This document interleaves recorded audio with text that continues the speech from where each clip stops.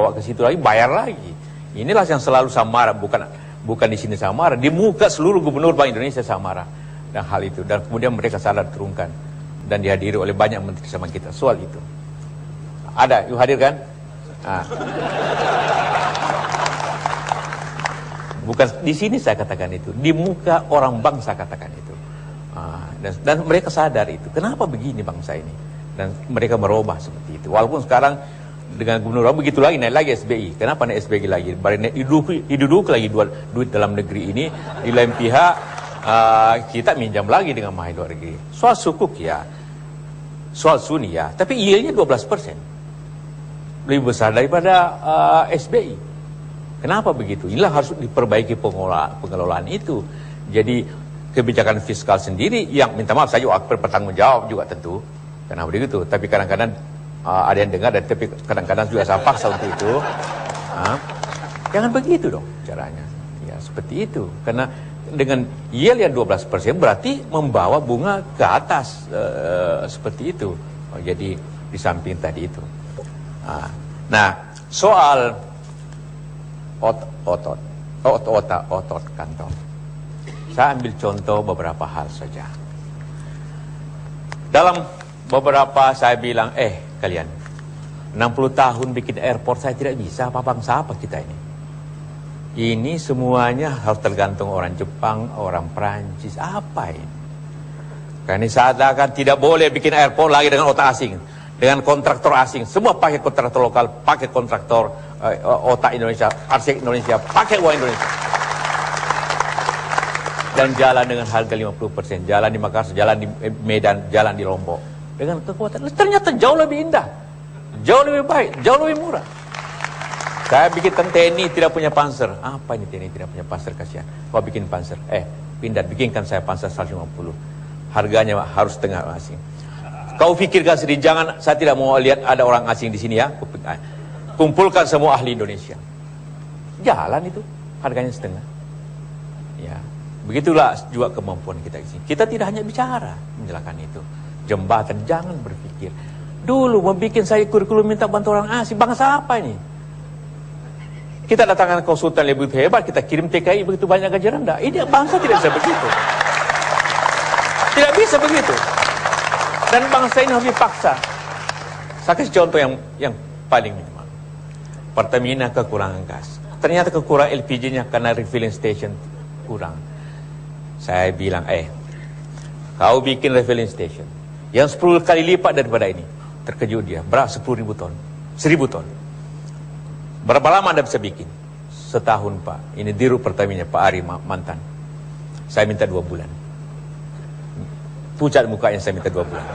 Dia tawar 8 bulan, tidak 2 bulan. 2 bulan lagi saya datang di sini, lihat.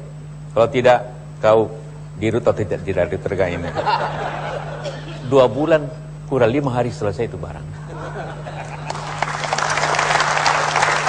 Jadi bangsa ini bisa. Kita tidak perlu tergantung banyak, karena itulah nama mandiri. Bukan hanya banknya yang mandiri, jiwanya harus mandiri. Nah, ya. Itulah yang saya maksud bahwa bangsa ini harus seperti itu.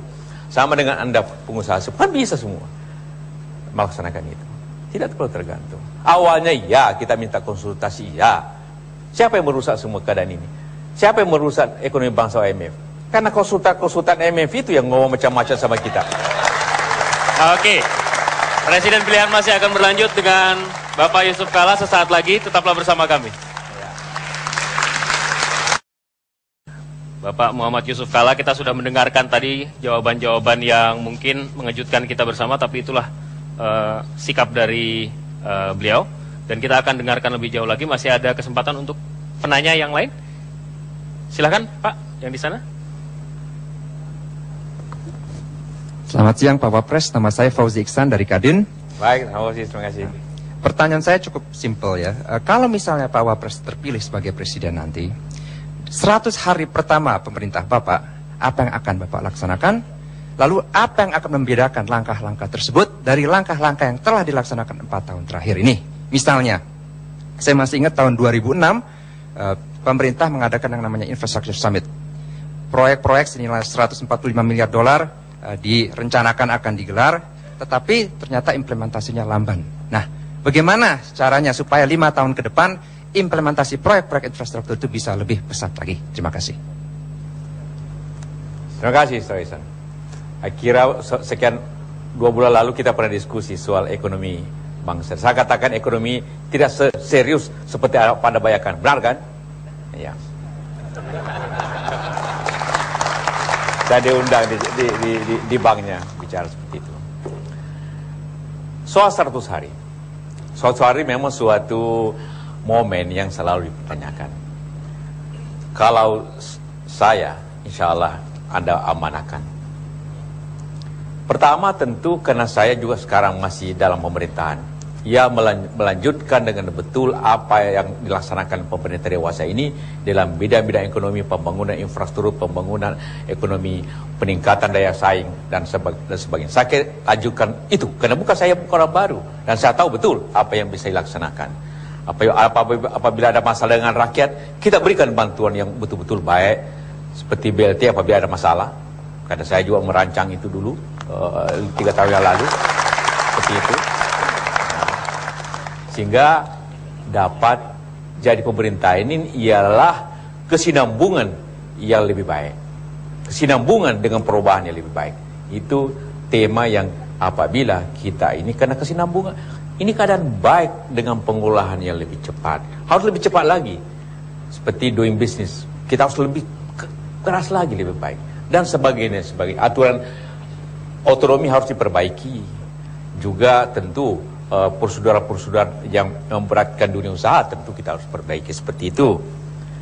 Memang saya selalu katakan, ya kita kadang-kadang banyak upacaranya. Upacara penting, investor summit, atau dengan Kadin juga penting.